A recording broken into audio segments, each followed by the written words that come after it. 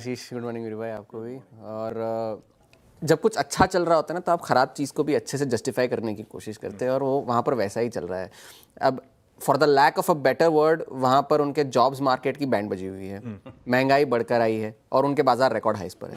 तो आप इसे कैसे जस्टिफाई करेंगे? तो अब हुआ कल ये कि सबसे बड़ा ट्रिगर, हम तो बात यही कर रहे थे कि महंगाई का आंकड़ा सबसे बड़ा ट्रिगर होगा बाजार के लिए। महंगाई बढ़कर आई है, महीने दर महीने का जो आंकड़ा है वो 0.4% का आया है, जो 0.3% के अनुमान थे, और वो जनवरी के बाद की सबसे ज़्यादा बढ़त हमें देखने मिली। साल दर साल के जो दोनों आंकड़े थे, सीपीआई के और कोर सीपीआई के, दोनों अनुमान मुताबिक थे 2.9 और 3.1% के।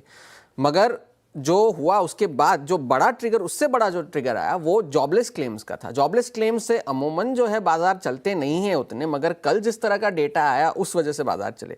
जॉबलेस क्लेम्स 2.35 लाख के अनुमान थे, आंकड़ा आया है 2.63 लाख का, यानी कि लगभग 2.25 लाख का आंकड़ा निकल कर आया है, जो कि अक्टूबर 2021 के बाद का सबसे बड़ा लेवल है जॉबलेस क्लेम्स का। और अगर आप इसे वॉलेटिलिटी के हिसाब से भी देखें तो अगर 4 हफ्तों की एवरेज जिसे आप कहते हैं, वो 4 हफ्तों की एवरेज भी जो है वो जून के महीने के बाद की सबसे ज़्यादा है। तो ये जॉबलेस क्लेम्स का जो डेटा आया वो लेबर मार्केट का आखिरी डेटा था फेड पॉलिसी से पहले। इससे ये साबित हो गया कि लेबर मार्केट आपका कमज़ोर है। उस वजह से फेड के अगले हफ्ते ब्याज दरों के कटने की जो प्रोबेबिलिटी थी वो अब कंफर्म हो चुकी है। अब बात सिर्फ इतनी है कि या 25 कटे या 50 कटे। अब 25 के कंसेंसस बने हुए हैं, क्योंकि सीएमई अभी भी 93% के अनुमान तो 25 के ही लगा रहा है। 50 के अनुमान जो थे वो 11-12 से घटकर थोड़े से 7% के आसपास आ गए हैं।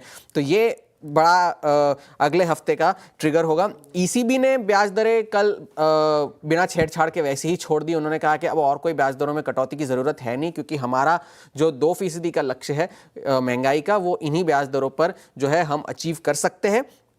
इसलिए अक्टूबर के जो पॉलिसी में है वो रेट कट की प्रोबेबिलिटी अब जो है वो खत्म हो चुकी है। लेकिन दिसंबर की पॉलिसी में अर्थशास्त्री ये कह रहे हैं कि पूरा पॉलिसी रिव्यू हो सकता है, जहां पर 2028 के भी अनुमान जो है ईसीबी दे सकता है।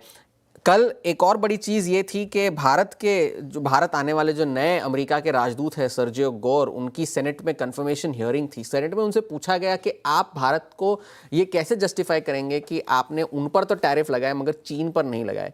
तो उस पर उनका ये जवाब था कि हम हमारे दोस्तों को अलग अलग लेवल पर रखते हैं। कुछ दोस्तों से हमारी ज़्यादा उम्मीदें होती है, तो भारत हमारा वैसा दोस्त है जिससे हम ज़्यादा उम्मीदें रखते हैं। और एक बात तो उन्होंने भी यही कही कि डोनाल्ड ट्रंप ये साफ कर चुके हैं कि भारत को रूस से तेल खरीदना तो बंद करना होगा, लेकिन एक पर्सनल टच जो भारत और यूएस के रिश्तों में फिलहाल थोड़ा सा मिसिंग है, वो भारत जाकर वो पर्सनल टच वो इन रिश्तों में देंगे। और आने वाले कुछ महीनों में या आने वाले कुछ हफ्तों में जो दोनों देशों के बीच में जो मनमुटाव है वो दूर हो जाएगा, ये सर्जियो गोर ने कल सेनेट में कहा।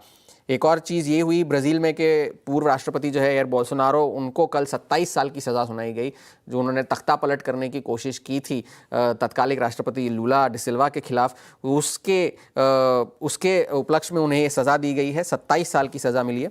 अब अगर बाजार से हटकर देखें तो डॉलर तो अभी भी 98 के नीचे बना हुआ है। तेल की कीमतें इसलिए गिरी क्योंकि कल आईईए ने यह कह दिया कि जो सरप्लस होने वाला था अगले साल वो उससे ज़्यादा होगा। रिकॉर्ड सरप्लस की उम्मीद है। एनर्जी इंफॉर्मेशन एडमिनिस्ट्रेशन जो यूएस की एजेंसी है, उन्होंने भी कहा है कि जो ऑयल प्राइसेस का ग्लट जो है वो ऑलरेडी शुरू हो चुका है ओवर सप्लाई का।